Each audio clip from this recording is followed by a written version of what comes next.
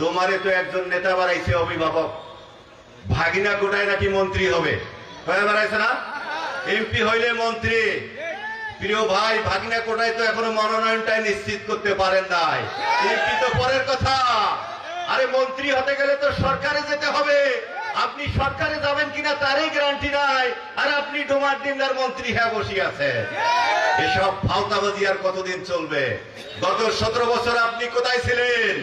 গত 17 বছর তো আপনি গর্তে লুকিয়েছিলেন বিদেশে বসে বসে। দেশ থেকে চাঁদাবাজি করে আপনাকে টাকা পাঠিয়েছে, সেই টাকা খেয়ে আপনি বিদেশে বিলাসবহুল জীবনযাপন করেছে। এখন বলতেছে উন্নয়নের বন্যা বয়ে দিবে ডোমার ডিমলা। 2001 সালে আপনি পরাজিত হয়েছেন ঠিকই, কিন্তু আপনার খালাতো প্রধানমন্ত্রী ছিল।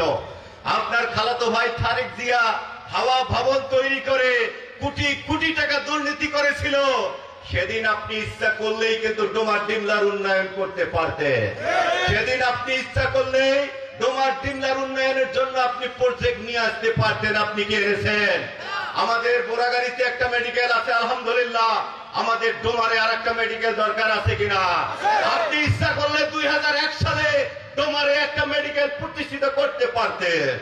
আপনি ইচ্ছা করলে ডিমলার ওই ইউনিয়নটাকে ভেঙে ওটাকে পৌরসভা করতে পারতেন। আপনি কি করেছেন? আজকে ডোমারের রাস্তাঘাট, ডোমারের পৌরসভার অবস্থা, ইচ্ছা করলে এই ডোমারকে আপনি একটি আধুনিক পৌরসভা করতে পারতেন। আপনি কি করছেন?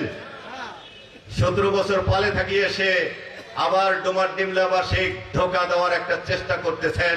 ডোমার ডিমলার মানুষ জানে, প্রিয় ভাইরা আমার, মাওলানা আব্দুল সাত্তারের উপরে গত 17 বছর এমন কোন জুলুম নির্যাতন নাই যে করা হয়নি।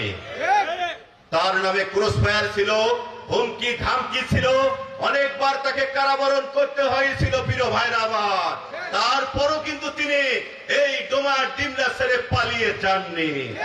দুঃসময়ে বরঞ্চ ডোমার ডিমলার মানুষের পাশে ছিলেন। ডোমার ডিমলার মানুষ যারাই গ্রেফতার হয়ে জেলখানায় গিয়েছিল, মাওলানা আব্দুল সাত্তার তদবির করে ওই ভাইদেরকে জেল থেকে মুক্তি করার ব্যবস্থা করে দিয়েছিলেন।